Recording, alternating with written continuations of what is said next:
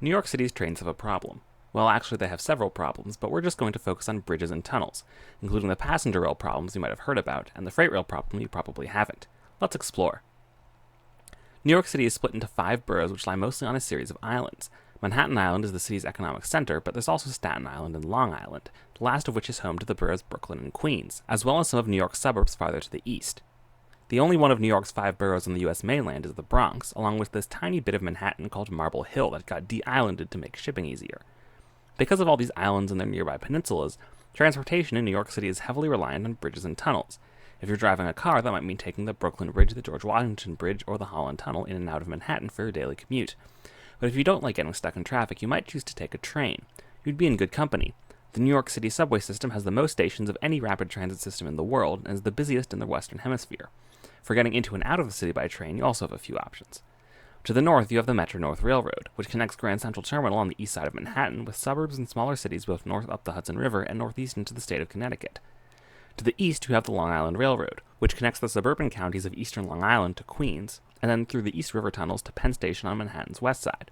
It's also being connected to Grand Central Terminal by the East Side Access Project, which is slated for completion in 2022 after years of delays and cost overruns. To the south is New York Harbor, so no trains there, but to the west is the Hudson River, then New Jersey, then most of the rest of the continent. To get to and from those places by train, there are 3 sets of tunnels under the Hudson, which all date back to the first decade of the 1900s. 2 of these, the uptown and downtown Hudson tubes, are used exclusively by the Port Authority Trans-Hudson, or PATH system. The 3rd set is the North River tunnels, which carry trains from both the New Jersey Transit commuter rail system and Amtrak, the U.S.'s national rail system. The North River tunnels are a major choke point for the entire Northeast U.S. rail system. The tunnels are over a century old, and they were severely damaged by Hurricane Sandy in 2012, which completely flooded both tunnels. The North River tunnels will have to be restored, but closing one of the 2 parallel tunnels for repairs would mean cutting service by 75% because trains going both ways would have to share the same tunnel and, not crash.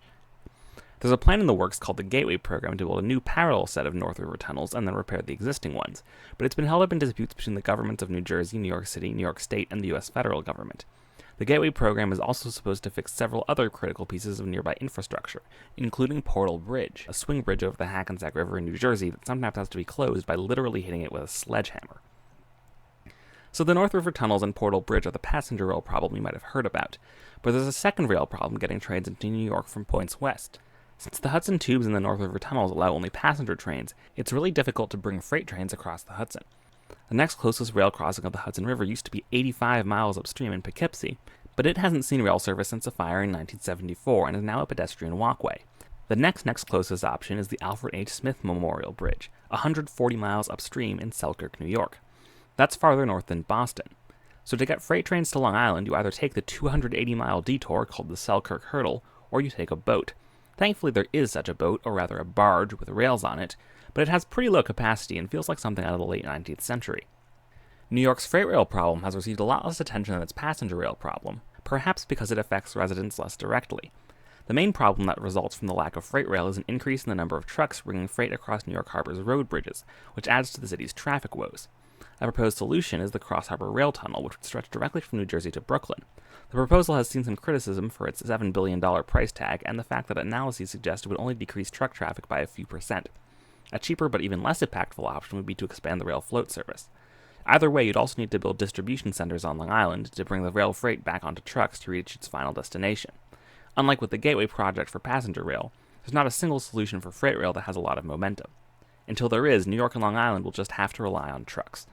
So for passengers or for freight, there's a lot to learn about New York City's railroads and a lot of room for the city to improve. And as always, thanks for watching.